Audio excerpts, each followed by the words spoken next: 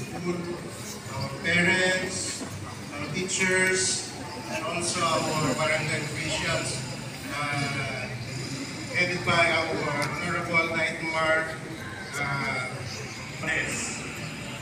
And to our Honorable Barangay Kagawad Nika Sato, Honorable Barangay Kagawad J. Santiago, and Honorable Barangay Kagawad Victoriano. And of course, good morning also to our visitors this morning. Today, we are going to have our recognition ceremony 2024 for the school year 2023-2024. We have our team, Kabataan Pilipino para sa matatag na kinabukasan ng bagong Pilipinas. Napaka-simpleng paksa ng ating seremonyang ito, sa pagbibigay parangal ng ating mga mag-aaral, ng ating mga guro, at ng ating mga stakeholders. Sabi nga dito, magbibigay ito ako ng inspirational message, pero para sa akin, pagamat merong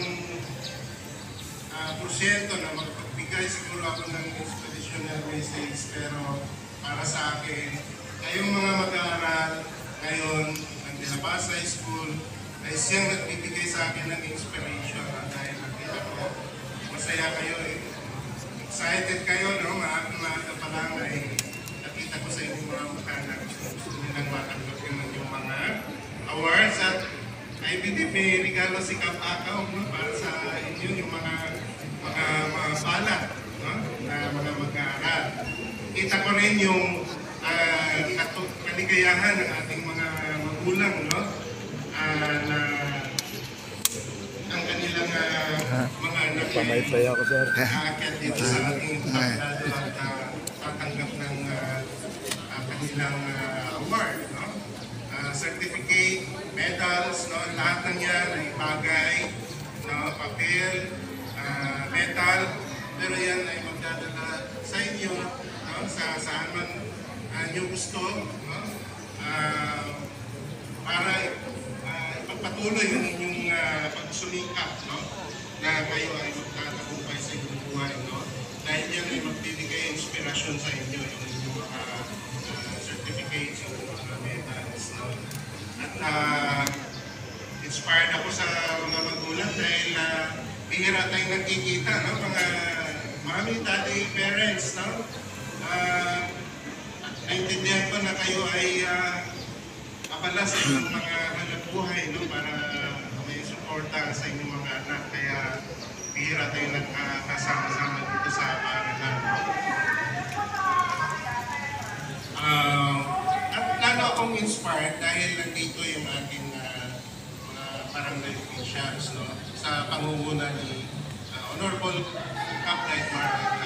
Alam nyo kasi ang ating barangay, sa pangunguna ni Kap Akaw, ay full support, mula pa noong dumating ako dito sa De La Paz High School. Almost 6 years na ako sa De La Paz High School. Hindi ko na kitaan ng pagkayaw ni Kap Nightmare, para sa suporta sa inyo mga mag-aaral. Sa lahat, wala nang dumating ako, hanggang ngayon, Kaya inspired ako na meron tayong natuwang sa ating barangay, sa pangunguna ng ating kapitan na laging nakasuporta sa ating lahat,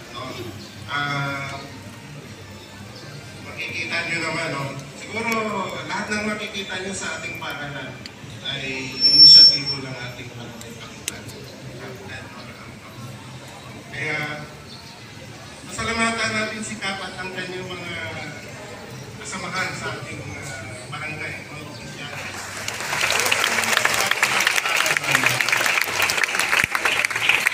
Siyempre, kayong mga mag-aaral dahil matagumpay, yung ating panuruang 2023-2024. Sapat na siguro para sa ating mga guro yung pagbigay ng pasalamat sa pamamagitan ng palakpak para sa ating mga guro.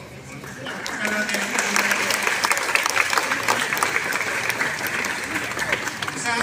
buhay, hindi kumpleto kung walang pasasalamat sa ating mga magulang.